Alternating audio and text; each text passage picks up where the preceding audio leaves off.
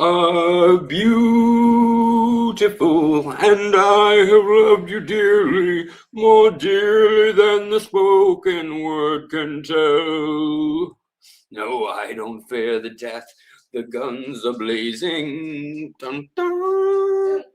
And though I know, okay, what is going on, guys? How are we doing?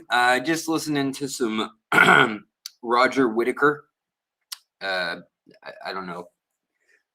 There's a certain demographic of y'all that'll know what I'm talking about. Most of y'all probably won't, and that's all probably for the better of society. How are we doing tonight? We doing good? I figured I was gonna stream a little bit later, and also I just was I had family affairs to attend to, which I have a lot of right now.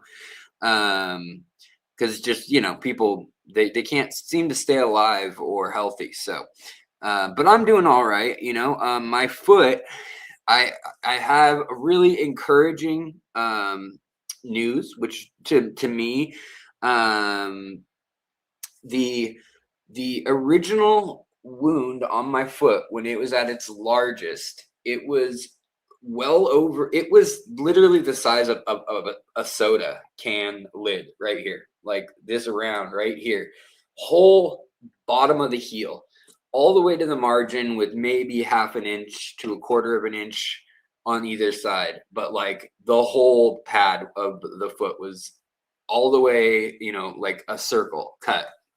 Um, and at one point it was raw and then all the way to the bone. Okay, so real bad. They couldn't even do a skin graft there. They have to wait for your fat pad tissue to grow back, and then they can do a skin graft if you stay off of it for 9 to 12 weeks and keep your foot up at all times, and don't like put any pressure on the new skin. So they didn't do that, needless to say, because it's also expensive, it's also hard to do, blah blah blah. Anyways, it's been now a year and a half. Finally, we're getting somewhere, and now we've gone from this big of a wound to about this big of a wound. It's a little bit. It's about the size of a dime now, and it's half a centimeter or 5 millimeters deep. So all that is really good. Just figured I'd give you guys a little update on that, and I'm hoping to also get to still the other update to get all the health stuff out of the way. Still, we're just every 3 to 6 months they're going to test and look at my kidney and try to figure out the tumor thing. So far, none of my blood tests or anything show any issues. No cancer in the blood. No, and they're keeping an eye on that. And they're also doing an MRI thing where they measured it and marked everything. And so it grew a little bit, but not a ton or anything over the time they've been watching it. But apparently now, when it's in the lining of your abdomen, when you have a tumor, they don't even want to go in to that and mess around with it unless they have to. So they really are nonchalant about it to the point where it bugs me. But it's Fred Hutch, and they're a good cancer place through UW. So I mean, I trust between that and my GP, who's kind of handling it, who's like on the periphery of that. Yeah, so hopefully it's just nothing to like, no rush, but at some point they'll probably have to pull out that kidney if it acts up or whatever. So they're just gonna have to keep an eye on it. Anyways, that's the update on those big pressing things. The other stuff's just autoimmune stuff that I've had my whole life, and teeth. I got to go down to Florida and finally get them $15,000 upper teeth taken care of, which is just a matter of now I can fly with my foot. It's just I got to still use a knee scooter because I can't put pressure on the foot for more than a few steps at a time. But I got to go out to the Olympic Peninsula. If you didn't see the last live stream, got to go out there and go to the Hoh Rainforest, which is a beautiful place. Absolutely incredible to see the underwater life there. The plants that live in the crystal clear streams that are glacier fed and mountain fed. there are alpine lakes up there, and it's actually just not, it's not even scientifically yet cataloged, but there has been found to be bladderwort and a form of, what's the other one called?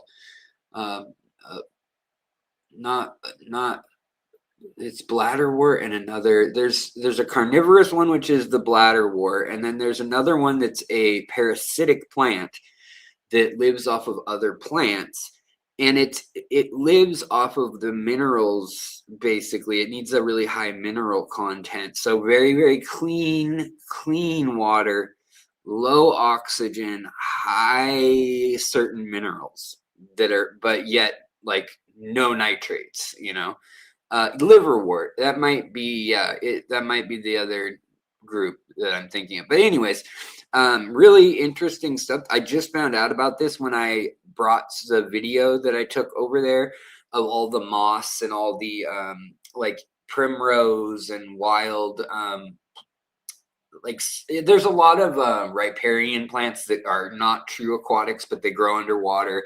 The creeks are full this time of year, and so they're very flooded, and they have a water form, kind of like wisteria, that's like in the primrose family, and they have a really cool form under the water in these icy cold flowing streams. And up in Washington state, as well as Oregon, Canada, parts of Northern California too, there are, and Nevada for that matter, there is there are these streams that are in alpine areas, and sometimes they're not more than 3-4 feet, or that's a meter or a little more wide, and they will be sometimes 2 meters deep, because they are in ash, silt, and like glacial till, or deposits like of silt and sand from the tops and underneath and the front of glaciers over time. There's all these different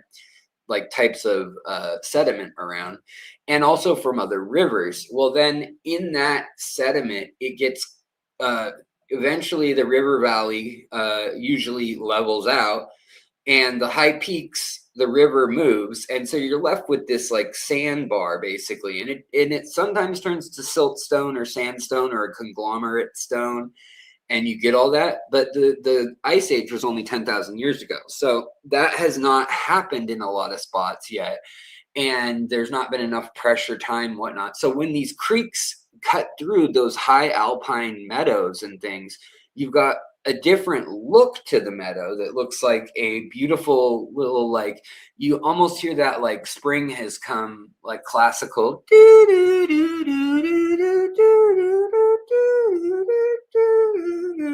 You see like baby deer frolicking and butterflies and stuff. It's like those kind of idyllic scenes, but they carve deep down into that kind of sandy and ashy sediment that's very volcanically rich and stuff too. And because the whole Cascade Range has erupted many times and deposited ash, especially above the tree line, really heavily. And then as that continental, as the continent has settled in some places, other parts of the state, it's uplifted. But in some places, it's come down, and then the plants grow over it once it's not too high and cold and everything. So it's really interesting to get up into the alpine areas of Washington, Oregon, and the Rockies are interesting too, but they have a different kind of history. But it's pretty beautiful up there, and they're now finding that there are specific species of plants that can't grow anywhere else in the world.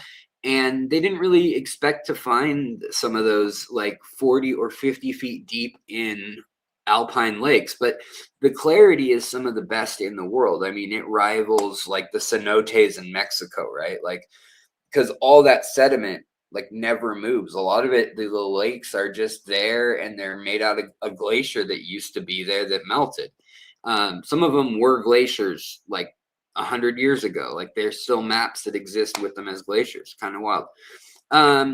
Let's see here. Hey, Coro, what's going on? Always good to see you. I love it when you can make it out. Claire, what's going on? Good to see you. Charles Moore, good to see you as well, my friend. Fish Family Link, hello, bot. Jacob G, Posilia, Guppy Guy, what's going on, dude? Jeff Rose, Fish Keeping. Andrew Sharon, hello, my Midwestern friend. Let's see here. Devon Polnitz, hello. Randall Ben, what's up? Gary Stein, Rune Wolf, Moneyless Maven, love the name. Also, Sage, what's going on? How are you doing? And JP Jeffries, Billow Tank, Regina, hello, Regina Winsberry, and anyone else hiding in here? Oh, Morwina, hello, and Girl88, hello.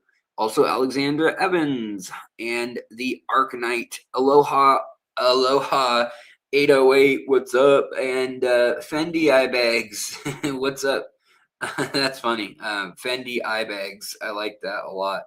Watch some of your old videos. Glad to see you're still out here doing it, brother. Wishing you the best. Well, thank you kindly. I like your name a lot. It's like Gucci eye bags, or like I've got some serious eye baggage usually. Like it's better because I'm on steroids, the prednisone for my autoimmune stuff lately. But yeah. Oh yeah, for sure, Coro. Yeah, you lived at you know what's up, Coro. You live in the midst of all this Northwest nonsense. And Hector, what's going on, buddy? Good to see you as well. And Adam Worrell, hello. Also, Mosaic Tropical Fish. We got lots of good folks in here tonight, and it's good to see everybody. So I'm open for questions and business. Business being questions, I suppose. Anyways. But I kind of wanted to reflect tonight on the high-tech hobby. Now, I can show you guys, you're going to say, Alex, let's go look at the high-tech tank. And I'm going to give into this, and I'm going to pull up both. We'll go look at the high-tech tank, the planted ADA and AFA tank right now. As you know, when we got back on Tuesday, basically, last Tuesday when we talked, you saw that I had that algae outbreak that was pretty wild. On Friday, I saw you guys and I said, I'm doing the things that I was supposed to do to treat it. So let's see how it looks in a week. So I think you guys are going to be pleasantly surprised. No new plants have gone in it yet. And I could have put new plants in it and probably fooled all y'all, and you'd be like, wow, it's all fixed. And if I were like real YouTuber-y, maybe I would have done that. But I'm not, I'm not going to do that to you guys. I want you guys to know the real turnaround time of that. And, the other thing that I tried after things were pretty good is I got some Flourish XL, which is an algicide, and I don't like this stuff generally speaking. I had a bottle of it sitting around. It just turns into a carcinogen, and also I just don't like starting algicides in that any algicide or herbicide that you use in your tank can start processes that then just require more of that, or more of fertilizers, or more CO2, or more of more water changes, more chemicals, more like then you get like cloudy water because there's all these particulates. And really when the answer should be like, let's holistically treat the underlying problem. And so yeah. Latest news from my Venezuelan friend. Oh, yeah. So also, yeah, that's a great question, Gary. He is doing well. He's in Venezuela. He said it's almost like nothing has changed down there. The military has cracked down a little bit, and it's still the same, like leaders and everything locally. And he's only an hour and a half from Caracas. But he is in Valencia, which is a very pretty and kind of quieter, upscale part of where a lot of the like leaders of the upper class kind of live, whereas Caracas is just a massive city, like 10 million people, and just insanely crazy with like slums, and like it's like a world-sized city, and right now nothing has really changed, he said, other than they're being very strict, and like if anybody is protesting or um trying to start anything, like putting up posters or whatever, like they are disappearing people and stuff. So nothing's really changed down there, but it's a little bit tense, he said. And then we don't really have any info on like his travel and stuff. He hasn't really tried it out hardcore yet. He's going to come to AGA in Sacramento. That's the plan. He's been told by the US that he should be okay here, on a tourist slash educational, like visiting speaker slash like it's actually like considered a job like visa, that I think they're going to use. But he was still a little hesitant on that, because he's like, I hope I don't, he's laughing, he's a very like funny guy, but he's like, I hope I don't get to the US and they throw me in jail, because the airline, generally he has to fly from there to Cuba to Miami, or there to Mexico City to LA, or something along those lines. But there's kind of not the best one, there's not a lot of flights back and forth, and two, there's like all the trade barriers and stuff. And so we've also had to put our whole nonprofit stuff all kind of on hold, because the government basically did a bunch of in-house kind of cleansing of their people. I don't know. I'm not on the ground, so I shouldn't. I don't want to make anything bad for him either.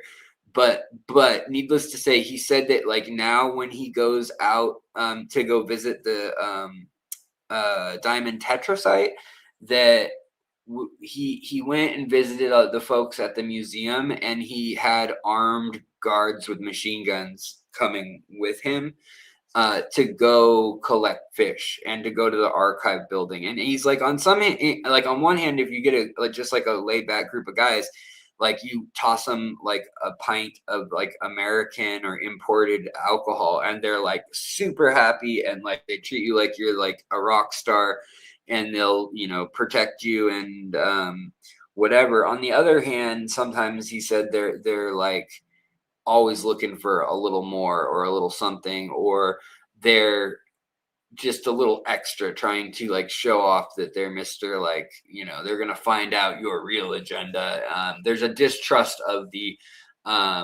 academic and scientific like class versus like the blue collar and like military, like they're kind of separate. And if you know anything about like communist and socialist history in a lot of those countries, there's also kind of the bourgeoisie or the upper class versus the working man class, that when that kicks off, I don't know, there's a lot of just odd tension that I can't claim to understand, but he has to work within that system. And it used to be that they got free gas everywhere they went, and so he could go out into the Orinoco, and literally all they'd have to pay for was like the time that the person at the gas station was like manning the gas station, and like his wage or whatever. So gas would be like 80 cents American. So he was saying that was like great, but now nothing is like nothing is that way, right? Like it's all changing. So it's all up in the air, and he doesn't know what it's going to be. But right now, like the equivalent in their money is terrible. So he really wants to come out of Venezuela and do more, like the stuff he does in Europe and the stuff he does overseas really helps him out, because other than that, he's kind of reliant on friends and family and like selling his book and stuff like that. So the fact that his sister is in Miami really helps, because she's got like a base here, and then he's got more family in London, and more in his sister-in-law is also in Massachusetts, I believe. It's either Massachusetts or Connecticut. But anyway, she's at one of the Ivy League schools, and so he also can visit her. Anyways, he's doing well. You know, he's got teenage kids. And so the teenage kids part of the equation also means that he wants them to be able to finish. They go to a private school there or whatever, like an international school. And he wants them to be able to kind of finish what they're doing, you know, because it would suck to be 16 and pulled out of school, or 15 or whatever, and have to move all at once. So he wants, I think he's hoping to maybe come and elsewhere, but yeah, long term, he wants to finish that book, and that's going to take some time in Venezuela as well. The series of books, I should say. He's got the first 2 done, but in theory, there's another 4 he wants to do idealistically, but another 3 that, like, for sure he's already got most of the material for. So, all right, guys. Well, I want to show you guys. Yelka is such a nice woman. She's really, really nice. That's funny. That's everyone says that who meets her. And I don't know if Yelka will be at AGA or not with him, but I also know that Adam Ragusia is going to be at AGA. And so I hadn't bought my tickets yet. I know it's last minute. I know we're getting into like 20 some days away. Round trip tickets right now for me to fly down there for my wife and I, it looks like it's going to be around $250 a person, which isn't crazy bad. And it's only a 2-hour flight. But yes, I'm hoping to go. Today was the doctor's appointment that was like, Doc, would you do it? You know, would you go? And he was like, I think if you made it to the Olympic Peninsula, yes. I tried some new shoes that I thought were going to help. They didn't. I need to buy another pair of these expensive ones. But short of it being kind of expensive for like, you'd think me being home all the time right now and being able to, in theory, make a bunch of content or whatever. I just haven't done that. So I need to get back on the content consistency timing wise. Like if I make right now, I've been making 1.5 videos yeah, well, I'm streaming, honey. What do you want? We have someone at the door. I don't know why they're at the door that doesn't open. I mean, does, but hold on, guys. One sec. Hi, everyone. Good.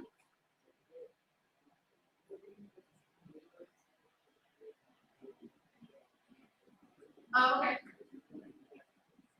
I think we're good. Thank you. No, we're good. Yeah. Yeah, have a good night. Oh, it's just a salesperson. See, we were expecting that my dad and my uncle might stop by, and that would have been like a weird thing. It would have been really weird for them to knock on that door. Thank you, honey. I don't know what the hell that was about, but I was like, what? What now? He wants to kill our ants. Oh, it's the pet exterminator. It's the exterminators, guys. It's the exterminator. Yes, it's the scud salesman. That's right. Yeah. Yeah. The neighbor needs a lighter. Yeah, that is that's totally something that has happened a bunch of times. He'll come over and he'll be like, I need a lighter, I need a bottle opener, I need paper towels. It's never anything like wholesome. Anyways, so let me get back onto a Fish Dad. What's up? And then JP Jeffries, I saw you earlier, but hello again. Andrew Sharon also. Charles Moore, you like the Arnold impression? I don't think that was very spot on. Yes, yeah, now I'm gonna, no, it's just bad now. I don't think that's very spot on. But I am going to now do my boomer level multitasking, which is like, okay, let me try to turn on this phone and then this phone. and we'll look at the high-tech tank. But long story short, yeah, I'm going to try to come to ADA, literally, or AGA, I should say, down in Sacramento. I probably won't have time to go to the coast and the redwoods and stuff with Ivan like I had wanted to, but my wife is going to come with me if it's like just 2 nights or whatever. So we'll probably only be able to do that, and I needed to just double check like which little window I can pop in on. And Ivan Mikolji, he was like, hey, you want to do a talk with me on stage? And I was like, no, like, I don't know if I'm coming for sure. I don't want to ruin your talk. Like, you're coming from Venezuela. They didn't want me to talk. Like, you are the guy talking. And he's like, yeah, but we could have a fun talk together, and we could talk about, you could tell like the history or the like human anthropology and trivia side of things, and I could talk about pictures and the ecology of Venezuela, yeah. So just kind of what'd you say? Love Ivan. Oh, my my wife says I love Ivan. My brain is scrambled eggs tonight, guys. I don't even think it's not even, it doesn't even have the protein of eggs. It's like scrambled Metamucil or scrambled biscuits, I think. But Andrew, I'm so sorry, buddy. I just saw your comment. He was saying, Fishtory, glad you're streaming this evening. You had to have one of your cats put down today. Oh man, that is the worst. I'm so sorry.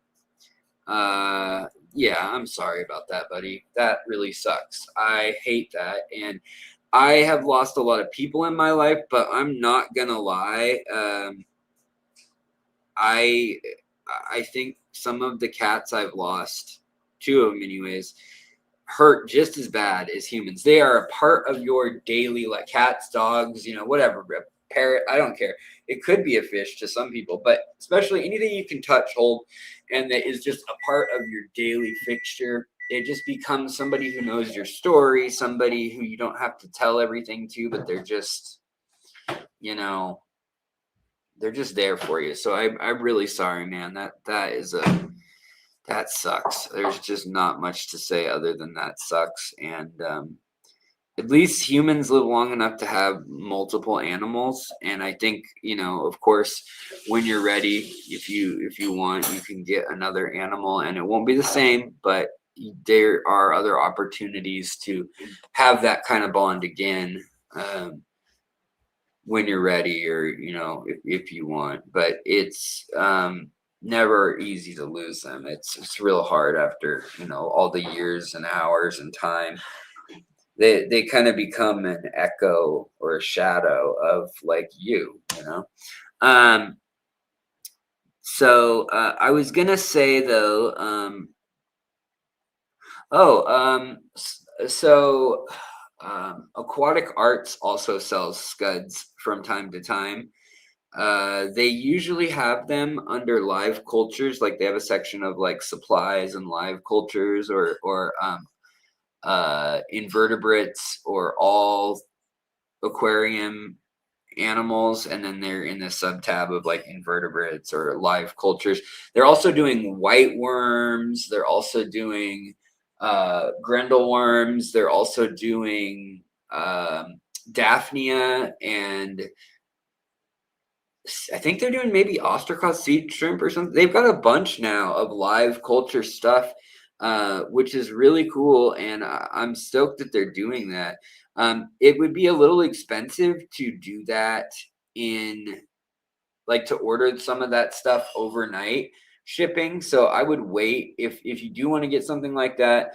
It's definitely, they do green water too, is the other thing they do, like so that you can keep Daphne. You can start your green water and then just turn a lamp on and leave it on, like a desk lamp, leave it on a 10-gallon tank with an air stone, and just let that thing sit there, adding some food every now and then, like spirulina or something, but just, add it and it should do its thing.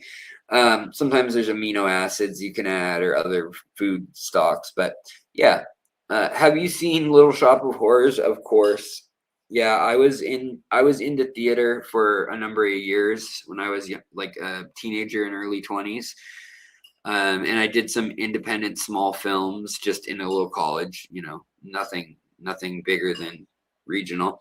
And but I've been in 28 productions, and we did Little Shop of Horrors. We did I wasn't anybody important in that though. I was young when that one happened. Then we did Guys and Dolls and the Crucible, and we got actually, in our high school, we were not your typical like trench coat wearing, magic card playing. Not that, no shade to those kids, but there is like a drama kid stereotype. The girls with the long hair who have like the model of a horse or whatever, and then there's like the goths, and then there's there's these stereotypes that are kind of the artsy out there kids in a lot of schools. And there was some of that. We had like dyed hair, and a lot of people had like gauged ears, which was at the time a little bit like more, I don't know, whatever you want to call it. But our school was really competitive, like nationally, with private schools and other schools for one reason or another. But there were two schools in the Seattle area. Another one was called Roosevelt, that we were very into drama, and we put on 4 productions a year. And one was a series of like vignettes from other things. So we did Reservoir Dogs in high school. The scene with the ear and the gasoline and the straight razor. The principal and the district guy, whatever his name was at the time, didn't come until Friday night screening, and they'd never heard of Reservoir Dogs. And everyone, including the drama teacher, got suspended. We had a real pistol that had the tip welded shut. It wasn't even like a starting gun, it was just a inoperable real one that we put blanks in.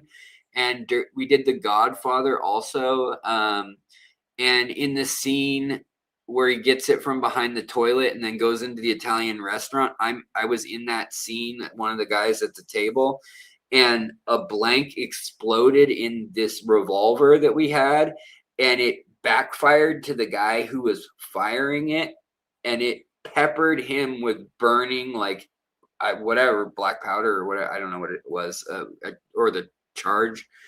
I don't know what it is, but it somehow backfired out of the pistol revolver, and it got him in the face, and he had facial hair. He was an older looking kid, senior, who looked like 25, but he was, whatever. But yeah, I can't believe that. And I don't think, this was post Columbine, so I can't believe that we got away with that in like that right around, this is like the years right around September 11th too. So bizarre that any of that happened. But yeah, so anyways, yeah, we I've been in plays, and I like cinema a lot more, but I also do like plays. So anyways, hey, Stephen Knight says, hey man, new viewer, I have a question. What's up with the stigma around bala sharks? I have one in a community tank, and he's so chill, doesn't eat, just that they get really big. I think the main thing is a lot of people don't understand. They put them in like a 29 gallon or even a 40 gallon tank, and they don't understand that, one, they're a really fast swimming fish, and 2, they can get really big. Same with the rainbow sharks. Same with the high fin sharks, which are loaches, and the other ones none of them are really sharks, right? So, but they are, I think that it's kind of also, algae eaters, there's a stigma around that in some ways too. But bala sharks in particular, so bala sharks, denison barbs, if you want to call them that, or, the red fin sharks, or the rainbow sharks, if you want to call them that, all those fish live socially, like in schools of dozens, if not hundreds of individuals, and they swim fast, and they all get like 6 inches to a foot long. And a lot of people don't know that, and they sell them small, they sell them cheap, and they also can be aggressive when they're not in their group. Now, they can be really chill, just like you said, and if you have them in like a 120 gallon or a 90 gallon, you're probably going to be fine. But same with silver dollars. Like, that's another one where people think, oh, they're chill. Angelfish, yet again, that's one that people buy all the time for their 10 gallon or their 20 gallon tank, thinking that it's the size when they buy it, you know, of a quarter or a 50-cent piece. And then they don't realize that angelfish, all angelfish, they can get 9 inches tall. They can be dinner plate size if cared for properly. They can live like 12 years. Now, most are going to live more like 4 to 6 years, and most are going to be more like a saucer size, unless you're getting a line that's, you know, kind of known for its wild style influence. But yeah, we only have 13 likes. Is that what I'm hearing? Is somebody saying we only have 13 likes? Come on, guys. Let's click that like button. Let's get some more folks in here if you want. We got this way or this way. I can do it either way for you guys. I go both ways tonight. Oh, you're gonna go collecting, see if you can live Mississippi River. Oh, right on. Mississippi River is incredible. Thank you, Fish Dad. Fish Dad says he likes it. Thank you. Well, that's one person who likes me. He likes me. He really likes me. Okay, Alex, shut up. Show us your high-tech tank. Talk about high-tech versus low-tech tanks. You never talk about the topic that you say the video's on. You're right, you guys. I am a bad person. So let me get that fired up. Stir it up. Fire it up. All right. So let me turn your headphones down, guys, because there might be some feedback as we switch a thing off and one on the other on.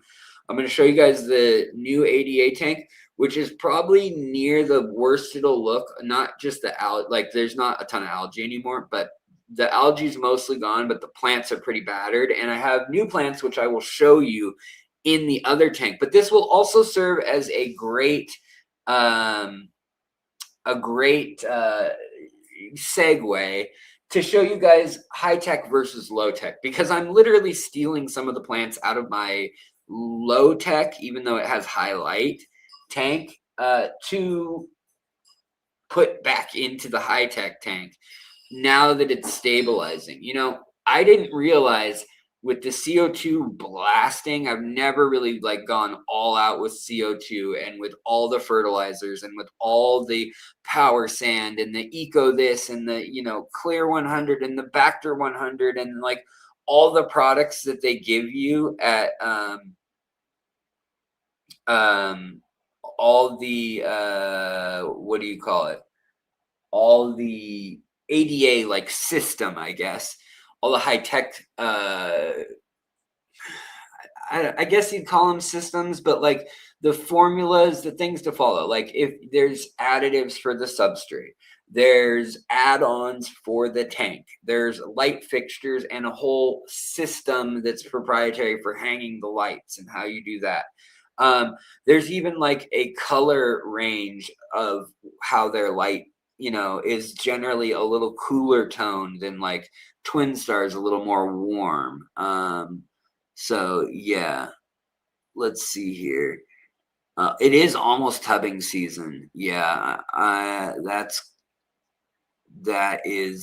exciting. I hope this tubbing season, I want to do something a little more. Maybe I mentioned that, but I was actually thinking maybe CPDs would work. Okay, guys, mute or get ready to turn down the volume in case you get some feedback while I fire up this other camera, and we'll go look at the other tank real quick and the other tanks, and then we'll come back and finish off the stream. And any questions, as always, we still got at least about 25 minutes left on the stream that I want to actually talk about the subject at hand and some of the things I've noticed about it, high tech versus low tech, and just kind of the the different, I guess, vibe, if you want to call it that. I guess we're gonna stream this way, and I guess we're gonna do mute. We're gonna do enter studio. Hello. All right, so then I need to mute this. Mute. Hello. Okay. Then we're gonna put this on. Oh my gosh, this is confusing, but solo. Oh, wait, then we gotta mute this, and then we can put this solo layout. Can you guys hear me still? Check 1 2. Check. Checkity check. Are you guys hearing me? Can you hear me? Well, I'm using the screen over here. Oh, they're looking at the bottles of booze. Okay. All right. Thank you, guys. So we're headed over to the new fish tank. Oh, and this time I can actually see your what in the heck? Why is this light off? I literally just had this on. Is it gonna, will it turn? Okay, it'll turn back on. Good. Okay. I was gonna say, like, even the CO2, did it turn itself off? Okay, hold on, guys. It's warming up, which is kind of cool. The ADA lights do that. They have like a subtle turn on. Hold on, let me get situated. One sec, guys.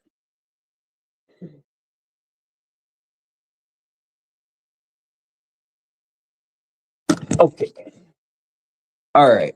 So here we have the quote unquote AFA tank, ADA tank, the flame tank, as it were. Now, if you remember, there was algae all over everything. I mean, there was literally 2 inches of algae on the rocks after I was gone for 3 days. And we're making a ton of progress. We're down to mostly it being gone. Some of it was manual removal. Most of it was just the light powering the CO2. And then also what we did was we rafted a bunch of plants and we floated them. I also scraped and did water changes every night, water changes. And then I scraped just once with the razor blade off the glass, the algae. Now, that being said, a few plants really don't like this instability of algae, no algae, CO2, high CO2, medium, high, low, and me coming and going and all that. The kabamba, it needs some minerality. It's a soft water plant for sure, but it needs some minerality, just a bare amount. And then it needs a lot of fresh water without nitrates or nitrites. I've allowed 1 snail to survive in this tank. Let's see if it lets me zoom in. It's not going to let me zoom in. The 1 snail, I don't know if you guys can see it, but it's right there on a leaf. And he has barely a snail shell because this water's so soft. With this as the buffer and with the wood that's in here and all the plants, a lot of it has turned to carbonic, nitric acid, tannins from the wood, and then the CO2 drops the pH a full point every time it comes on.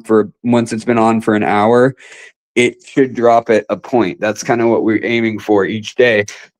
With all that being said, we used to be floating right around 6.0 pH and 3 kH. So I wanted to get the kH up to more like 4 or 5. And I wanted to get the CO2 more around 6.5 or 6.7, and like the starting point to be more like 7.4 or so. So still fairly soft water, but you can see also the light has not been on a ton of hours and it's not been blasting. These plants are nowhere near peak performance, and that's what we get to play with next. And finally, now this has all reminded me of how much I don't like using certain aspects of the high-tech tank systems that they have, guys. This is like what I've realized is these tanks are for people who want to fiddle, who want to fidget, who want to fudge around with their tank all the time. And if you don't want to do that, if you just want community tank that's pretty, then you should probably not go into all of this trouble. Now, remember how I had grass planted everywhere? The grass completely melted, almost completely. But if you dig anywhere, the grass is coming back. And literally in a day or two, these shoots have sprouted back up. So these roots will hopefully recolonize, just like the pink flamingo is coming back out of the substrate there. Even though it all melted so badly, hopefully it's going to pop right back. So I have videos next that I'll be releasing on how we set up the filter, the CO2. I don't like this filter, or I don't like two things about this filter. The price, for one, is $550 or whatever. That's way too much. But it is the quietest filter I've ever had. Listen to this. This is full bore.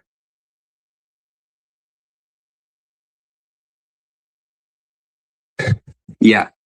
You can't hear it even when you're standing next to the aquarium. So that is really, really peaceful if you need a quiet aquarium.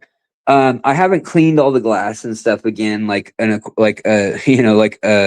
aquascaper should, or a YouTuber should, for that matter. But what I will show you guys too is the Kabamba that I mentioned. Kabamba doing terrible in here. Kabamba still has algae on it. Kabamba still has some melt, and literally it falls apart if you kind of batter it or whatever. You can get pieces to fall off. All that needs to be cleared out of here. And I may have picked some kind of rough plants. Like I may have picked some plants that are not the hardiest of plants to start with in these conditions. The Rotalas are all super fine. Even if they had lots of algae on them, it's starting to come off and they're going to be just fine. I mean, in CO2 and under a light like this, they're like happy as can be. But it's interesting what plants, like some of the hygrophila, which took off like a rocket. I'll show you guys this plant in the other tank, so remember this. But see here, we got like the pink flare to it, a little bit of peach and pink and lime green, and it's kind of happy. Here you got the Samulus paraflorva right here, these red plants down in here.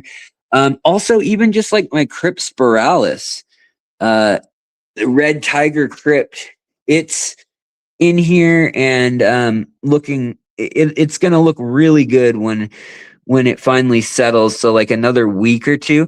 But man, this has taken like at least 8 weeks to fully cycle and settle in without fish in it. And I don't know, maybe fish would have made things go faster. I haven't had ammonia for a couple weeks now. But I mean, look at this on this hygroflora here that really gets pounded with light, and it gets ambient light in this room too, which is, not ideal. I probably need a different curtain. But you can see all this Myaka is growing really, really happy, really, really fresh new growth coming out of the ground. And all this stuff, the Miraphyllum is sprouting, doing really good, Matin grossa. And then, the Myaka, like I said, it's just like really fluffy and happy, doing its thing. Top's bright green. Also, the other Rotala Vietnam has a nice purple undercolor here to it. Not too much algae on it either. And yeah, so we're chugging along at a good pace here, and I'm happy overall with how it's coming. Adding the crushed coral was helpful. A few pieces have kind of gotten kicked around when I had the turkey baster, but once we really need to decide what fish and plants and shrimp and stuff we're going to go in here. Plants, the thing that is yet to be seen is when I get the Kabamba Percata back in here, is it going to be happy with this CO2 shift and everything? Because I see Kabamba and I hear people saying, oh, it's so fidgety and it's such an annoying plant, when they're talking about it in the capacity of like in their high-tech tanks. And to me, Kabamba is like a super chill plant. Once it is root bound and it takes hold, all it needs is like decent lighting, and it is and not, you know, if it gets really hard water or alkaline water, it falls apart. So there's that. So let's walk over here now. CChem Flourish Advance has plant growth hormones. It's helped my plants grow strong roots during the cycle phase. So yeah, actually, it's funny that you mentioned that. So I tried some of the CChem Flourish in the bucket in the other room that was like this, that was of clippings, and I left it in the window so it was getting sunlight. So here's my my tank that is low tech. It has a canister filter that's pretty restricted flow at the moment, and it does have algae, but look at this hygroflora. I mean, this is that same plant that I said is doing so good in the other tank. Look at this. Even with a highlight twin star light right over it, you can see it's got algae in, I mean, and look at this. I barely handled it and I just felt the stem snap, and I don't really care. I mean, this is just here to show you guys, but I mean, look at this. There's all these snails in this tank right now. There's all this algae. And this tank's 12 years old. Also, look at this Ludwigia super red. Very, very small and stunted. Whereas in the other tank, this plant's like this wide in the other tank. So there's no denying that your plants are like bushy and full and I mean, just absolutely gorgeous when you grow them with CO2 and good lighting and good water changes and the kind of things that that plant needs. So some plants will want lots of nitrates and lots of nutrients and stuff, right?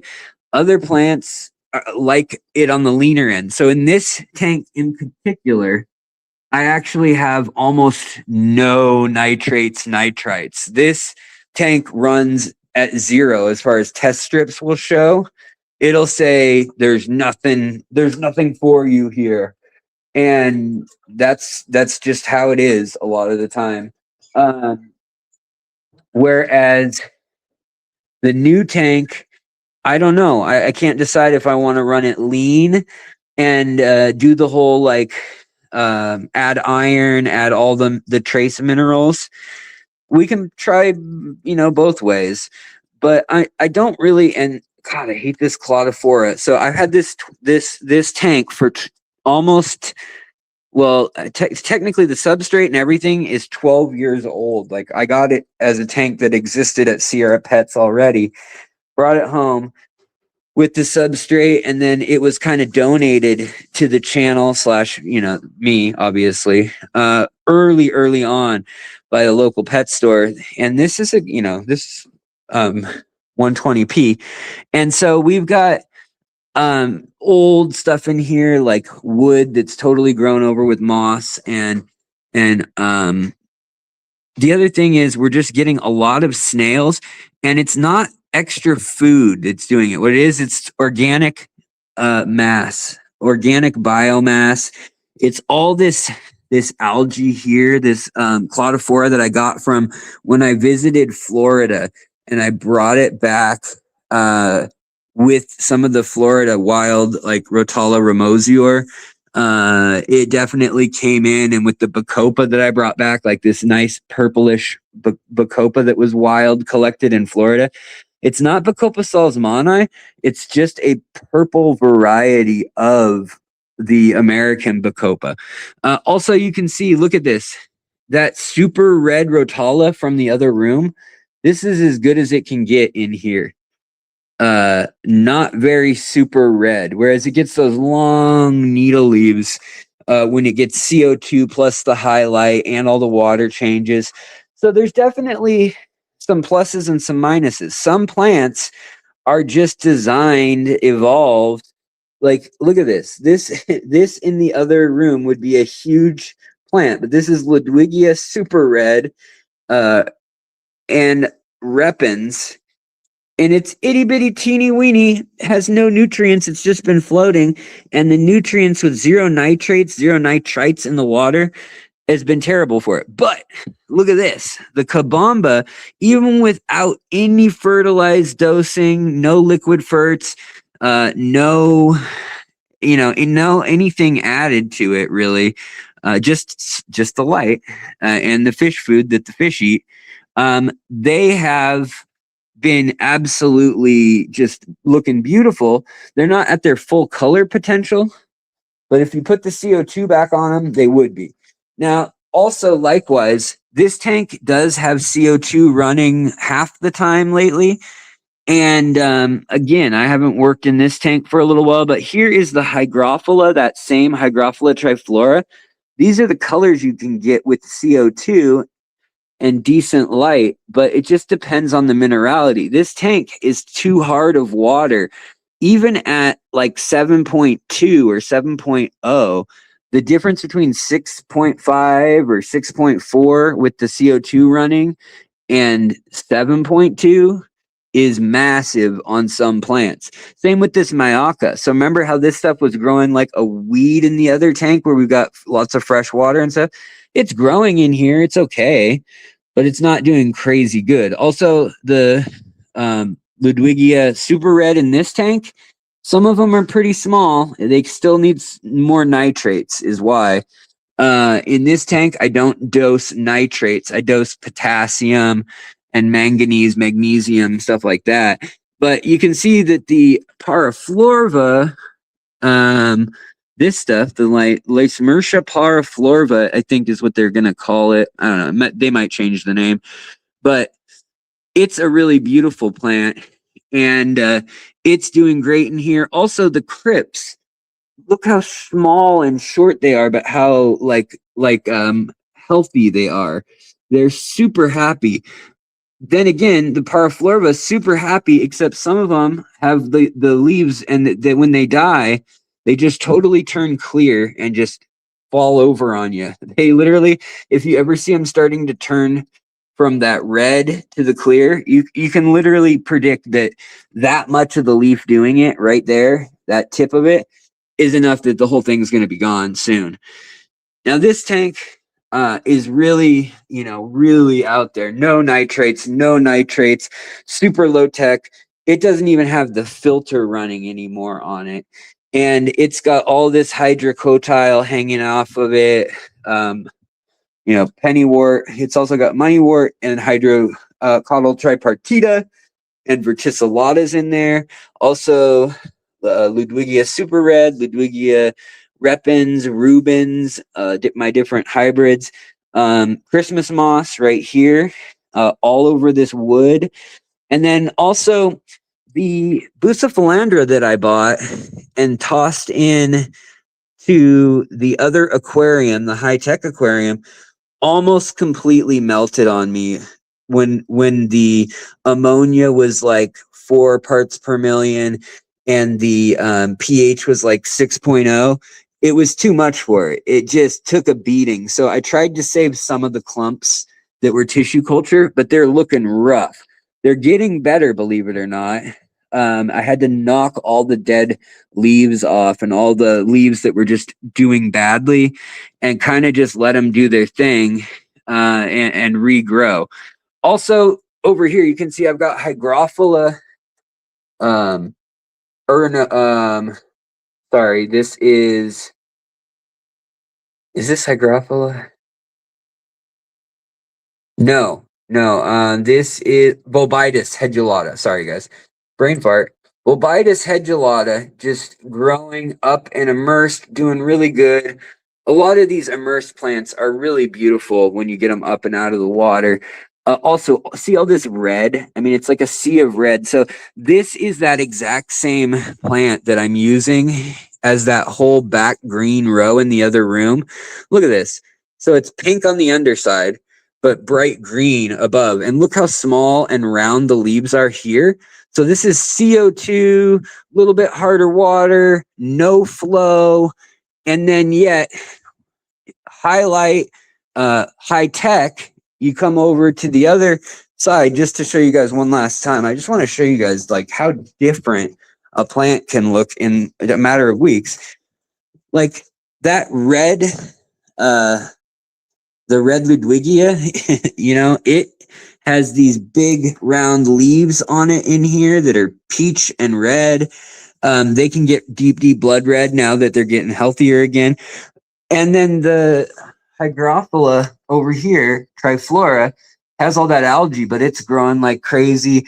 The you can see what I thought was Mayaca right here turned out to be it wasn't Mayaca. It's actually got a light lavender underside.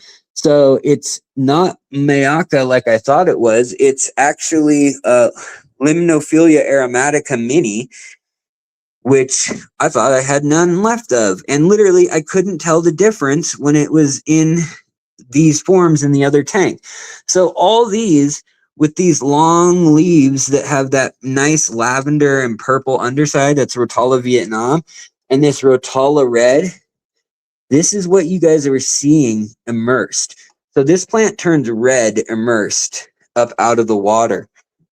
Underwater, this is those things that had the clear leaves on them that were super red and peachy in the other tank.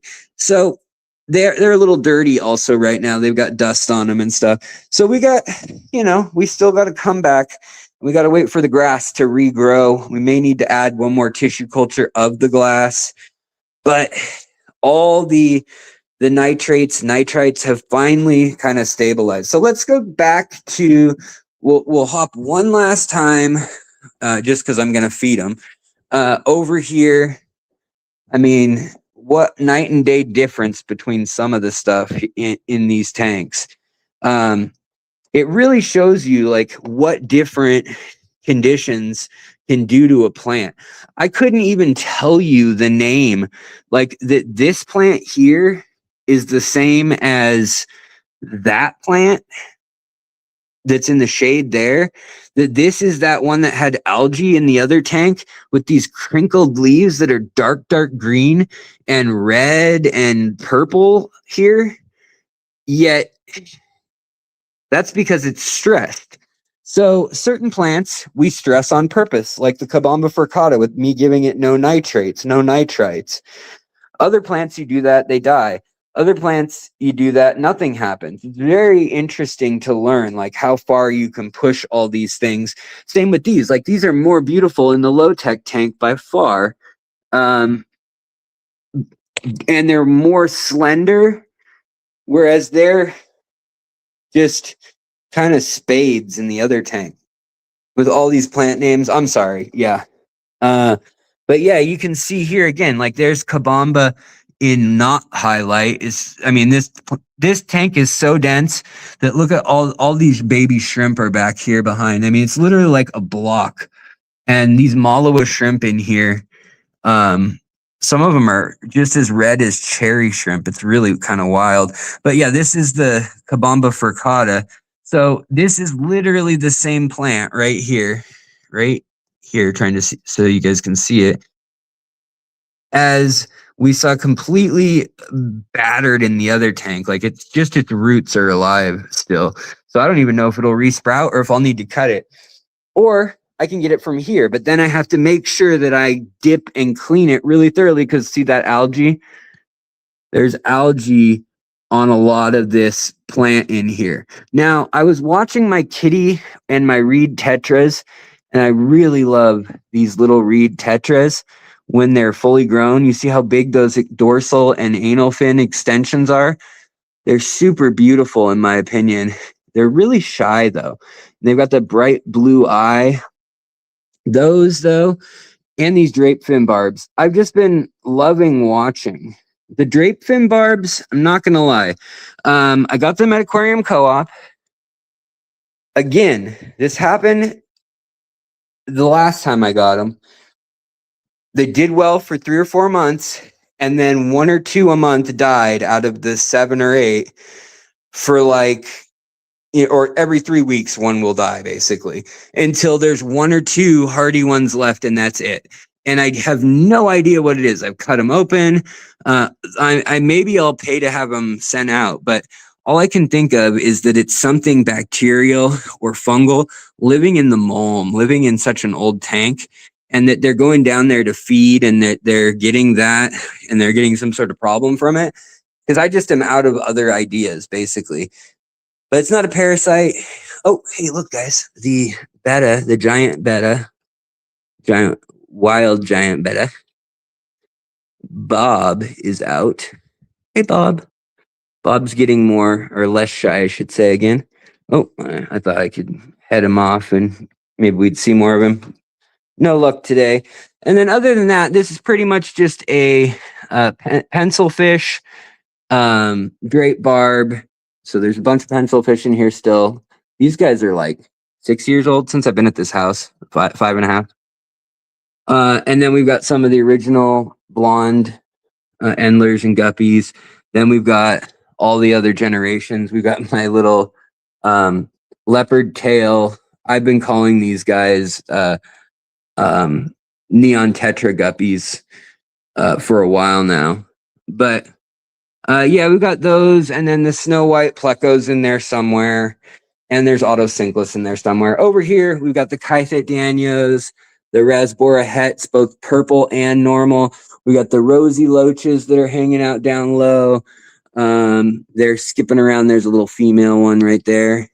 And then we've got the Kythit danios up top, and we've got the Lake Inlay danios, different Rasbora hets. Now, these guys come from Lake Inlay, and they love thick roots, all these danios.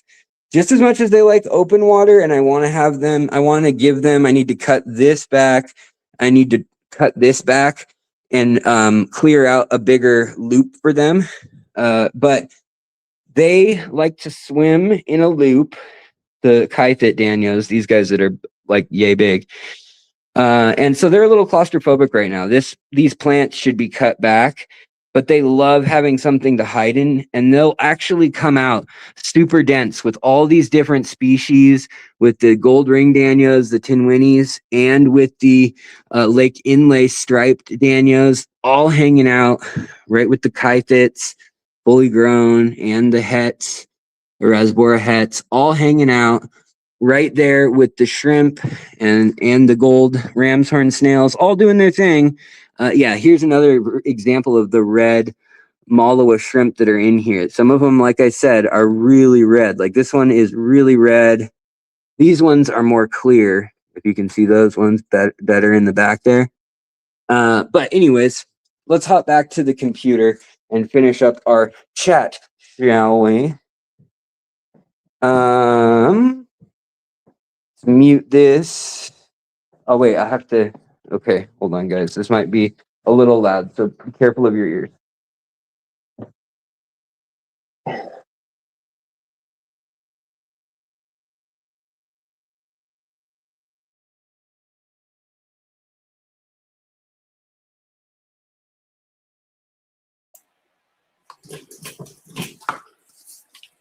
Hello, echo. We got an echo. Echo.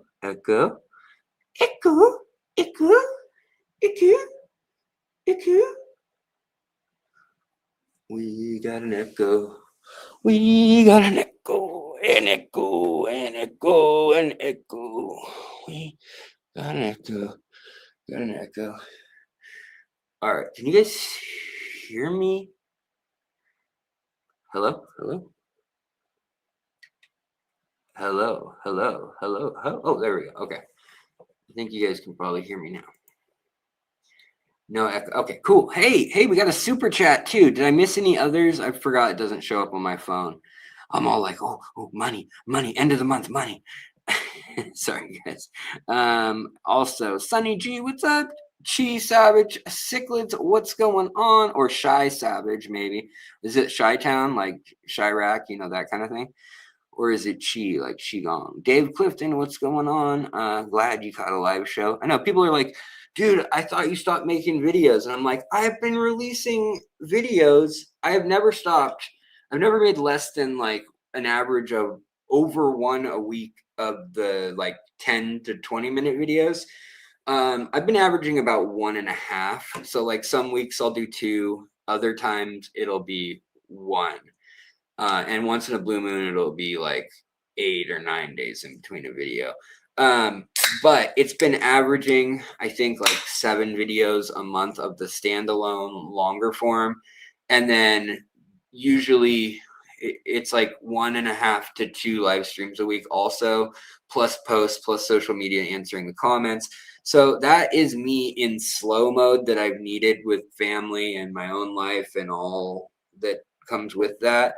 But again, I want to get back into fast mode. I want to get back into this being a job, because soon I'm going to have to go back to graphic designing, unfortunately. And none of that is on you guys. Like they've changed so much with the system, the algorithm, the way money and ads and all that stuff works. And I don't want to go into it today, but it's a story for another day. But thank you, boy TBR. Thank you so much. Says I got about 100 diamond tetras. Oh, that is awesome. That I believe are wild caught. Any ideas where they may have been caught? Yes. So they would have been caught in Colombia. And I guarantee they were caught in Colombia, probably near one of the international cities. Probably, you could probably look. There's a famous rock formation. And hold on one sec. I can probably pull it up and show it to you guys.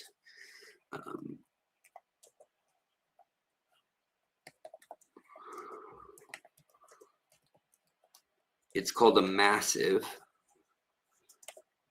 I didn't type that word right. And I'll put it on screen once I find what I'm looking for. I just don't want you to see how inept I am at the typing.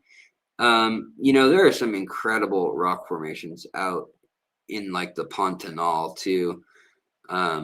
Is this the one? Mount Rory? Yeah, Mount Roraima.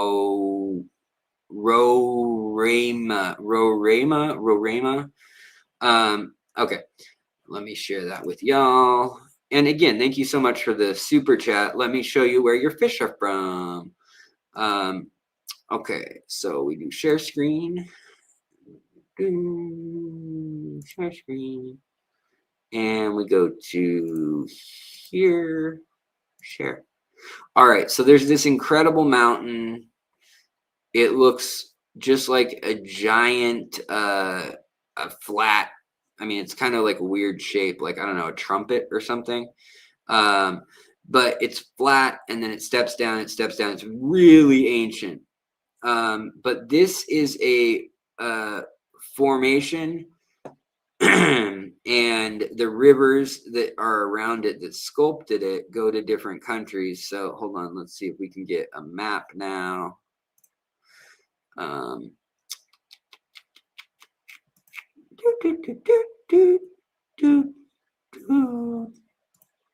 Okay. So if you look at this,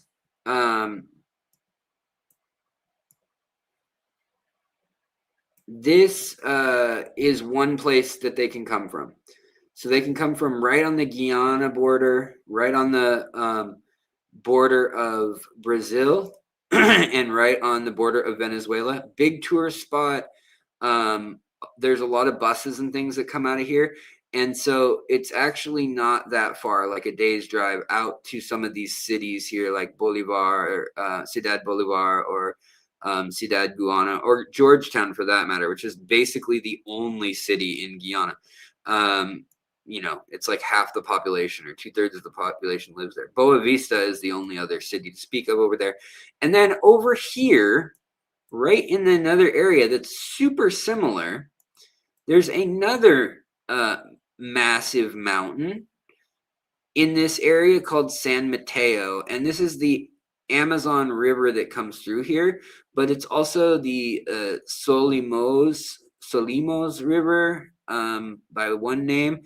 And then it also forks all the way up in here, and it becomes, it does actually, it's the Putumayo River here, but San Cristobal you get this confluence. If you zoom out again, you can see you basically have so Manaus is another city that they ship a lot of fish out of, but anything in the Amazon in Colombia, it's either sent into the big cities via bush plane. So they take like a little Cessna or something and they fly it back out.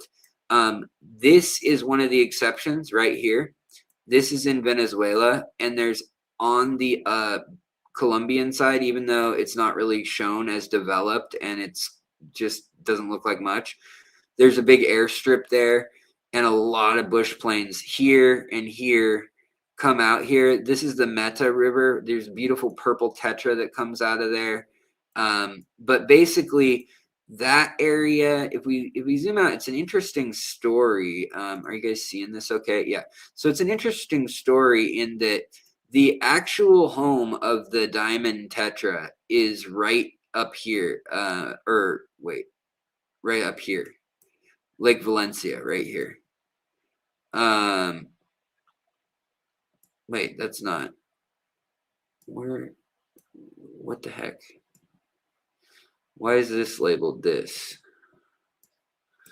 I'm confused. Oh, okay, there we go. Lake Valencia. They're calling it Tacaiguara Lake. I've never heard of that name for it. I don't know. Maybe that's whatever. Doesn't matter. But that lake, that's where they're from. That lake had no outflow. That lake, though, all these other lakes going for like 50 miles up into the mountains and up the creeks that feed it, and then also down a bit, there is a system, and they were found throughout it. And some people have said they've found them, but nobody has found anything since 2008, other than our good friend Ivan. He is the last person to have photographed and or collected any of the tetra, because in 1986, a massive hurricane and tropical storm made landfall. So like I was saying, Caracas is right here. And then Valencia is another city of like 1 million people that's right here. And this is where Ivan is from. And it's on basically this beautiful lake that they've trashed on this side and also on this side. But this side is a natural wildlife preserve and was protected actually because they found that there was oil there, and there's an oil pipeline that runs basically where this road runs and then around through here and then down into Calabozo and San Fernando. And it's been de facto not working for a long time. But those tetras got the water got muddy, the pollution and all the oil and the farm chemicals and stuff. It killed all the oxygen content in the lake. So for the 10 years after that, there were like little pockets, and during the wet season, other lakes pop up. Like right in this area, there's another little lake. Lagunita is another. This has another little lake in here. There's another little lake right in here. And they all fill as like kind of flooded forest lake areas, as well as a few that are now like year-round lakes. And that's where they lived, and now they're gone. Now where we would introduce, where we are going to reintroduce them, I can't show you like exactly, but I'll show you an equivalent. So this is a little dammed creek, and just enough so that it makes a little bit of power. It's not like some big regional dam or anything. But to give you an idea of the, I thought there'd be pictures.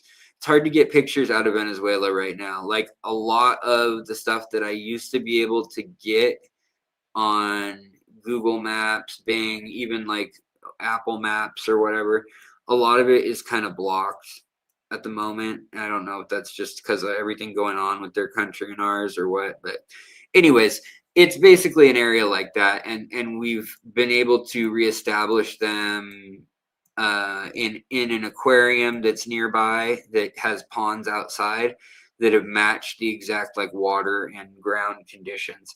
But back in the 1960s, people were like, I don't want to go all the way up there. and it's much cheaper in Colombia.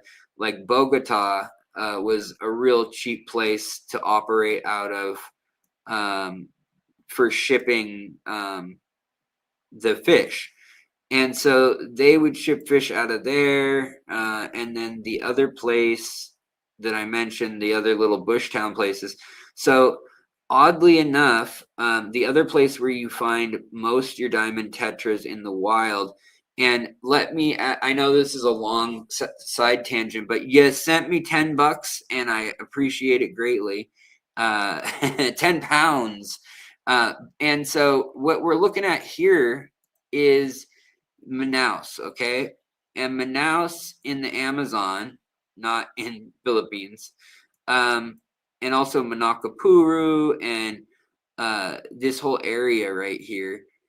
This is where, I mean, you get people coming all the way from Portobello down here, from Mato Grosso, from Tocantins, all the way back this way, all the way to here, all the way from the coast at Belém. And I mean, believe it or not, you can get to Iquitos, which is a city of 500,000 people. I mean, look, it just gets a dot that size. That is absurd. They don't have the cities are growing so fast in the Amazon that they don't really know how many people are in each city. And so they put these dots, but a lot of times you'll look at the latest satellite thing and you'll see just a giant clearing of shanty towns, or boats all down a river. And it's in the middle of nowhere. But this is like another 1,000 miles inland. Iquitos. This is the last port that you can fit a container ship, a tanker ship through right here. This is where the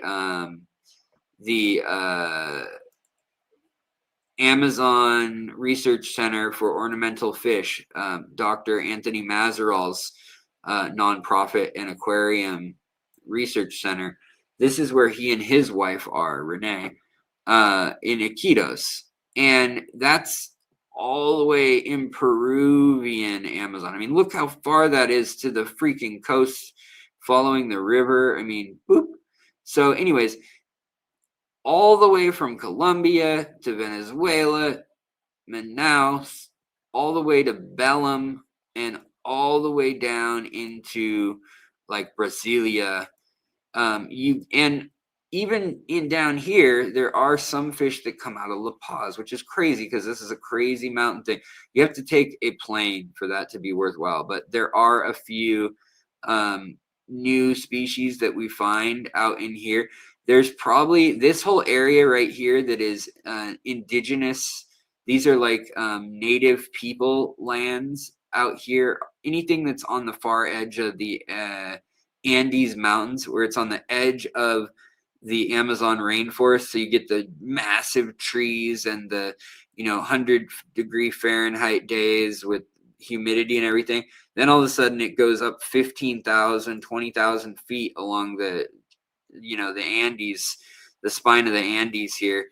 But we don't know a lot yet about deep Paraguay. Parts of Bolivia are really, really unknown, and a lot of these native people that we haven't made contact with yet.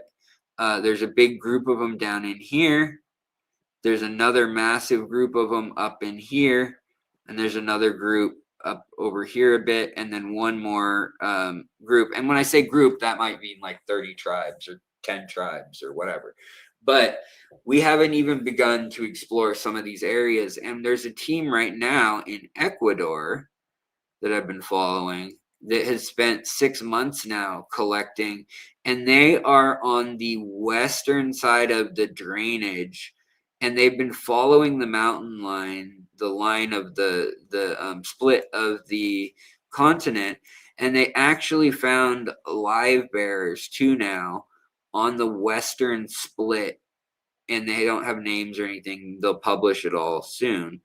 But that is exciting because that means that like the same family, Posilia, that came from the guppies up here, they made it over the mountain somehow, or maybe they came down this way when land was the land went further out and stuff during the Ice Age.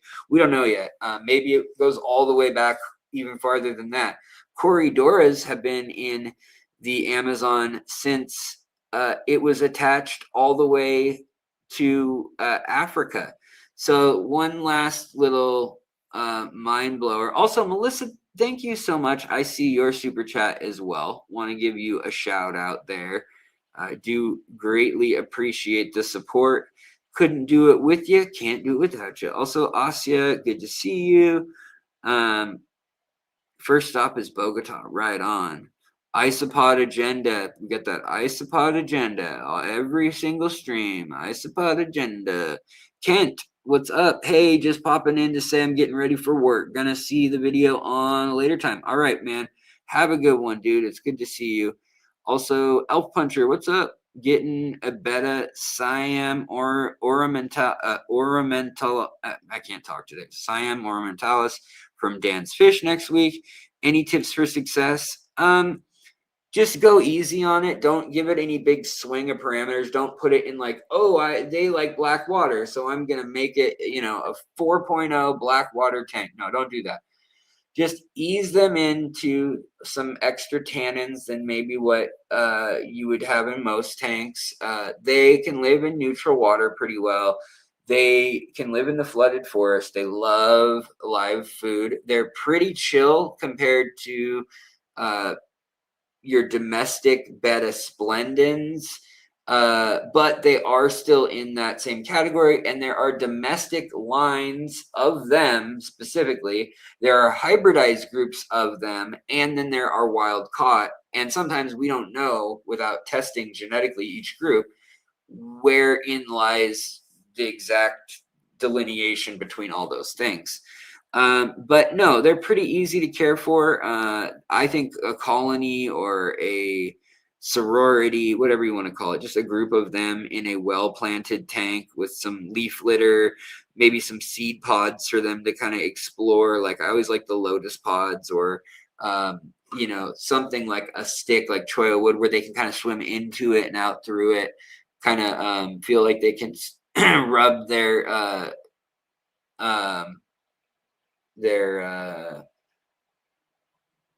what's that called, biofilm, and their slime coat.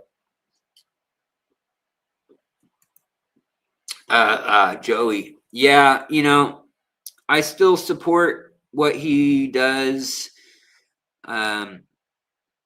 As I think it's a fine place to buy fish. Just like I think if you want to buy high-tech tanks, go for it. I don't know that it's worth every dollar anymore on everything, but if you know what you're doing, the problem is if you know what you're doing enough and you know how to quarantine fish very well, and it's easy stuff, troubleshooting bread and butter fish, I would say go to like Moonlight or a local breeder or whatever, and go to someone you trust, but you don't need to spend crazy money. Now, if you want to breed puffer fish or a loach or a hillstream loach that is kind of new, we don't know a lot about it. A lot of them seem to have wasting disease or not lived that long. They haven't been bred successfully in captivity very much. That's when I would spend the money to go to Dan's, honestly. Or if I was already buying something at Dan's and there was some sale or deal that I was like, oh, that's a good deal. I do appreciate that he buys from some aquarists and stuff, but we've kind of parted ways. I don't have a discount code or anything on that for y'all anymore. And it's kind of like the Wet Spot too. Like I love their selection. Their prices are pretty good too. The Wet Spot has stuff no one else does. I would order from them. And the thing is, the Wet Spot usually pretty good. Customer service, I'm going to say, is like an 8 out of 10. They try to be pretty good, but some things fall through the cracks once in a while. But the people who work there are really well informed. I've been most impressed with Imperial Tropicals as far as customer service, pricing in that kind of like range, and selection for rare stuff. And not having to have any like, do I need to quarantine this fully? Like I like a shop where I can just look at the fish in the tank for a week or two, and as long as they are good there, I've never had a problem. I think in all the years, 9 years with Aquatic Arts, I've had like ick happen a few times, and I don't know if that's just because the fish were stressed or whatever. They've never showed up with it. And I've had dead fish, that's for sure. But that's always when there's like a day or two delay. They've always made it right. And for all my viewers, they've made it right. So I still like to take the risk and save the money on a lot of things. Now, if I was starting like a panda loach breeding project, then maybe I would spend $10 more on each panda loach in hopes of having the best health possible, knowing that a vet has seen them, knowing that they were fed for a while. But I don't know. Let's see here. Elp Hunter, we won a giveaway from Dan's Fish, so we added to the order for free shipping. Yeah, nice. See, I totally get that. And I'll try to always be fair with you guys. Like, I would not partner up with the company that does people wrong. Now, are there a few people here and there over the years that have had some issue with a couple of my sponsors over a lifetime? Yeah. But there's a lot of really difficult people in the world, and sometimes I'm like having to apologize to the sponsored company. I'm having to say to Aquatic Arts, I'm sorry that person who didn't take any pictures of the fish that passed away was upset, when you said, here's the tracking info, and then there was a tornado alert or whatever in Dallas. So it came a day later, and their grandmother wasn't able to wait for the fish. So their fish sat in Arizona heat at 110 for the whole afternoon before they came inside. And then they wrote you that that's your problem. It's like you had the tracking number. They sent you an email even saying that it had been updated. And that's one where maybe the fish would have died and they would have taken care of it. But he flat out said in the email, I left them outside in 110-degree heat for 6 hours or whatever it was. And he didn't take pictures of it in the bag or anything either. So stuff like that, like if you follow the rules, like most places that are around for very long will take care of you. There are some places that operate on we don't really care about the fish. We're going to set a price where even if a quarter of the fish die, we don't care. And that's sad, but that's how, like, in my opinion, a lot of live aquaria stuff ended up. And Arizona Gardens as well. They just had crap quality control. And sometimes you get something good, other times not. Aquahuna, another place that I've heard great things about. I've also heard terrible things about. So I just don't know. And when that happens, then I'm like, I can't vouch for it with my own confidence unless their manager says, anybody who is your supporter, I will unquestionably, if you tell me to, I'll set things straight.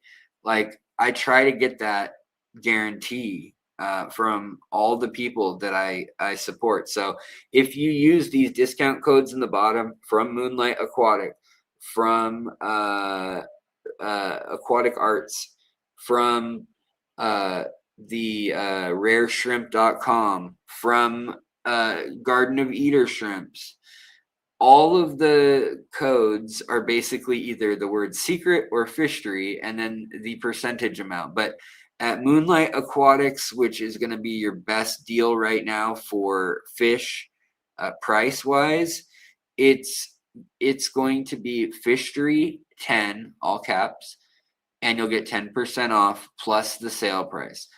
In the Aquatic Arts, the shipping is a little bit more, but they have a lot of really cool stuff. And if you have a friend who wants to order stuff, or you're stocking like a community tank, I think it's worthwhile still. Or if you can't get the stuff near you, it's worth getting a good quality stuff. A lot of my fish, like my pencil fish that are going on 6 years old or whatever, I didn't even know they would live that long. I got those from them, you know, a lot of the fish out there from them. So anyways, guys, I was gonna say that I might do a standalone video on this too. I'm not gonna stream too much longer. Also, because I think my wife, Laura. Oh, okay. I didn't know where you were. I wasn't sure. I guess wasn't sure if my wife was still here, if she went for a walk or what happened. Wait, did we just get another $10? What is going on here? Another it's like deja vu. I mean it's quite lovely. Thank you. Oh, thank you so much. E-boy TVR. Man, the e-boy thing must be working for you, bro. So you work that. You get your money. I'll take them pounds sterling, bro. Better than our money right now, that's for sure. But anyways, thank you, buddy. I did appreciate it. Big box, I hope for 30% survival rate. Yeah, unfortunately, big box stores, I would say they're like at official line is usually 10% breakage. And then throughout the course of things like betta fish dying in their cup, ick outbreaks that happen once the fish is in the store, they said that somewhere between 10% would be very, very lowest. But Petco, PetSmart that I've known manager wise, my friends who've worked there over the years have always said it's like 15 or 20% is acceptable for like just stuff happens, they died. And that's wild. I mean, a lot of times they just throw out fish that are still alive, like still like they just have ick and they're just like, I don't want to deal with fixing it. And they don't have a tank to put it in, or a visit, like they don't have a non-visible quarantine tank. And so they just put them back into a bag, sometimes without water, and they just throw them in the dumpster. And you've seen lots of videos where people go and try to save them, but a lot of them are just they're too far gone. And it's just like mean at that point. Hey, Mama Jamma, you think I'm Bam Margera? Well, I don't know which part of Bam Margera's life you think that I'm from, but if it's like right now, I need to work on myself. I need some self-improvement. I need to get a haircut soon, that's for sure. My wife's been on me about that one, and I definitely have enough hair that I could spare some hair up there. So guys, maybe we'll circle back around. We'll circle the wagons again. But the thing that I'm realizing about the high-tech tanks, and maybe when I sit back and it's in its groove, and I know every Monday I dose 3 pumps of this. We do a 50% water change, and that's that. It'll be okay. But right now, I don't like it. I'm not gonna lie. I love how it looks. I love that other people do it. I love that they love to do it. But I don't want to clean out my lily pipes every week with this so that no diatom hard algae forms, and have to take apart the plastic tubing from the vinyl piping and the plastic tubing. Why would you make clear piping that can grow algae, like to your canister filter? Your canister filter should be dark so that only cyanobacteria, if anything, is going to grow in there, or bacteria or fungi. And then it gets dead because it's stuck in the filter over time, and any algae should just break down, and then you can change it out. It'll be mulm, yada yada. But these like flexible bottle brushes and all the little Windex that's safe for fish, or using vinegar or using acetylsilic acid, that is what vinegar basically is, and then using like CO2, like having to use CLR or any of the like calcium dissolving things to clear out the air stones and clean air stones, and scrape the glass really to have a pristine tank, you can dial it in really good. And if you know what you're doing and you have your system that you've stuck to and we'll try to get there on this tank before I tear it down. But yeah, you can have a tank that's pretty easy to take care of, but getting it to that point, the amount of money and the amount of experience that I have had to use from my other tanks having unusual issues. Like, the only reason I know that if I do this, then this works and this clears up real quick is because I've experienced it in the lower tech tanks over years of fish keeping. And that's not to say that new people can't do the aquatic high tech thing, but it's sure a whole lot easier if you are a veteran. And I think the thing that I'll have to say in all the reviews of the hardware and stuff that they so kindly sent me is I think it's beautiful. I think you want a Rolex, you want a Rolls-Royce engine, for instance, in a plane or something, absolutely top notch. You would use a Rolls-Royce if you were custom building something and you needed a good engine, like as a performance base. That would be a fine choice, but is it worth its weight? Is it worth its money? And I think with like Rolls-Royce, they make some things that but is there like Phantom, or they're like, like their $500,000 cars or their bespoke $1 million cars? Is that ever going to be worth your money? The answer is not in a materialistic way, not in a utilitarian way. No, you're never going to get ADA's $500 filter to be $500 worth of or $300 better than a Fluval filter, in my opinion. Now, if you want to simply flex and say, I am part of supporting the brand that came out with this aesthetic, the brand that popularized that stainless steel, that brushed industrial brass and metal and aluminum look, and that uses wood and glass and kind of these cold surfaces that are semi-organic or semi-natural. They don't feel like plastic synthetic quite, but they're things like glass, sand, stone, wood, so it doesn't feel quite, and metal, it doesn't feel like 1980s, 1990s, like synthetic plastic chemical age, but it does feel like a purpose, like,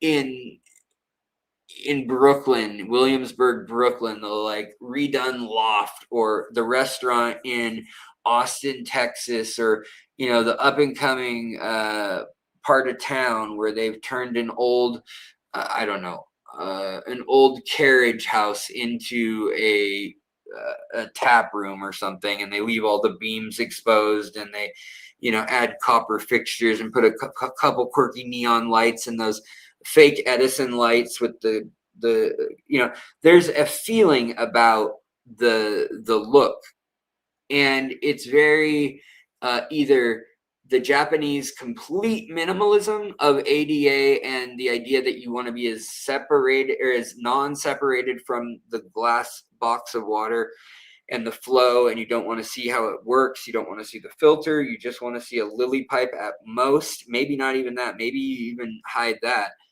maybe that comes in from the bottom. That, I get the idea. I think it looks cool. I get wanting that totally natural tank, but it's a lot of work to keep that up. And then the German or European and Nordic, Scandinavian style that then has come back to China and Japan and gotten a new twist as consumer products became more affordable, and you see brands like UNS or Chiros or Weak the lighting and LED and things like that, you'll see rimless tanks that are affordable, that are somewhat low iron, but maybe they don't have the actual beveled sides. Maybe the glass isn't done by hand and then clamped and done, like done with care, done the right way so that it's going to last 20 years. Maybe it's not the same grade silicone. And at the end of the day, I think that there is a high standard at ADA and at several other places as well. I can't say that for me with my budget that would be the way I would go out of the gates. I would probably go with UNS. I would still use I'm happy to use their aqua soils and some of their fertilizing options for certain things. I love the aesthetic of the lily pipes and all the spiral bubble counters and test reagents for CO2, the green to the blue. I think all that looks really lovely. And I think it's cool that they kind of pioneered that and they set the trend. And then other people just come out with essentially like Aquarium Co-op basically has done the same thing, where then they made interlocking little tanks that you get off Alibaba for $40 for 10 tanks or whatever it is. And they just put like a green plastic around the bottom, but it's still kind of got this like rounded and, low iron glass thing. I don't think those tanks are bad or anything. I just think that everybody's kind of copying a few different things. So when you see stuff like the Fluval Flex, now there's a whole line of other things that you can get at PetSmart, Petco, that has like LED in the base that lights up the edge of the seam of the glass and so forth and so on. And if you want to be a part of that cutting edge, you want to be the guy who has the new iPhone kind of thing within our hobby, then I don't think there's anything wrong with that if you have the money for it.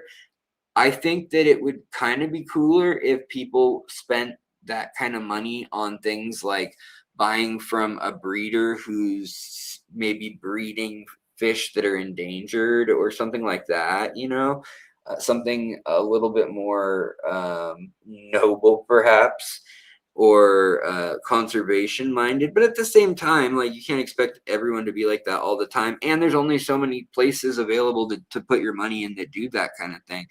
And at the end of the day, you can get a Ferrari that goes 215 miles an hour when you buy it, that looks crazy cool. You can barely get a thing of golf clubs in there. It can't take your kids to school or go grocery shopping really in it.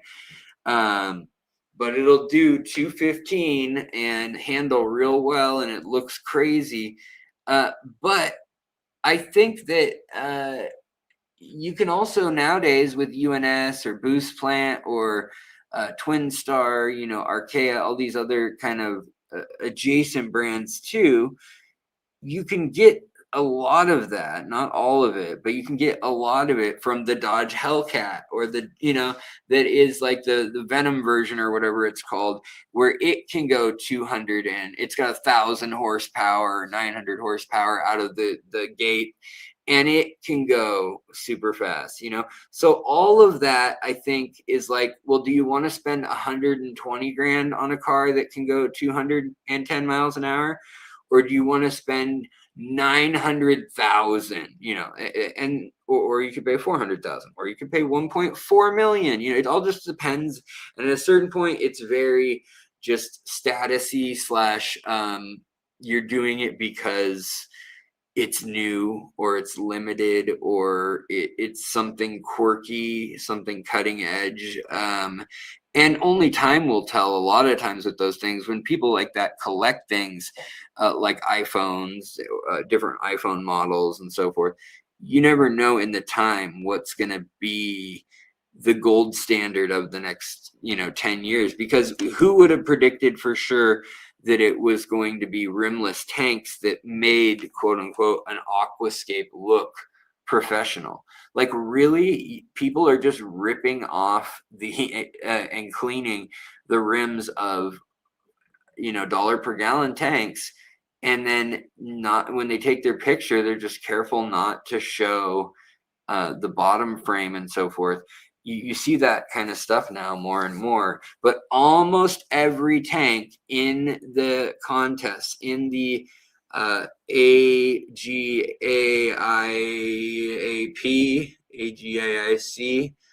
and in the ADA AGC, in the big contests, I mean, it's undeniable that there's a look, a style that wins, that is kind of like the bare minimum. Like you can't show up to the fancy restaurant without having that bare minimum. And I find that interesting. And I find where we set that minimum to be of use too. And like, what do you get from that? Like, can you grow these crazy cool plants with CO2 and fluval stratum, which is much cheaper than ADA Amazonia, with an all-in-one fertilizer that's $20 a bottle, or like APT Feast? That is the owner of 2houraquarist.com. He goes by Dennis Wong, but Jingzhao Wong. He is a really cool dude. I ask him a lot of questions. Him and Tom Barr are the people I bug the most. And, you know, I think that his brand, APT, or the 2 Hour Aquarist brand, has a lot of really good stuff. It's a very limited brand thing where they've got an aqua soil that's very, it's not super water soluble. So I want to try it out in that it stays locked into the substrate for a longer time. So you don't need to cap it. You don't need to do all of that extra stuff, but it still has all the compactness of nitrates, micros, macro profile. It's just not as hot and as quick of a burn like these ADA tanks. Even with the new aqua soil, if you were a new aquarist, you would be so damn frustrated with the algae spike, the way it comes on so quick overnight, you know. But I do think that CO2 is so worth it if you haven't played with it ever and you're trying to see the potential of plants. Even just soft water versus hard water, you know, starving nitrates from a plant, starving iron from a plant, giving iron to a plant. 30% of plants don't turn red because of iron and nutrients. It's because they are basically, like, they're anemic. They need sunscreen. They're weak. They need protection, and they do that when they have low nitrates, nitrites, ammonia. And then there's others that need the actual iron, and they usually, you know, carbon in some form, and manganese, magnesium, something else. But long story short, there's just different ways to get incredible looking plants. And if you want to see the full spectrum of what's out there, you would have no idea that they're the same species, that they're even the same genus or genera in many cases. All right, you guys. You know, yeah, what's the point of driving that fast? Yeah, I know. That's a whole other topic for sure, Joey. Guys, it's the end of the month. I want to thank you all so much for being here, for being a part of the channel. Watchers, likers, commenters, lurkers, people watching after the fact. Let me know what you'd like to see. Let me know, guys, please, if you're ever thinking of, like, Alex, I used to love you. Something's changed. I got a new love, and his name is Fish Freddy. Fish Freddy is just the new love of my life, and he covers all this content on X, Y, and Z, and you just don't really do anything on X, Y, and Z. Why is that? I mean, I would love to hear those things if you're thinking of like, I used to be a member, but I just feel like I don't see you. Also, just come over to the page.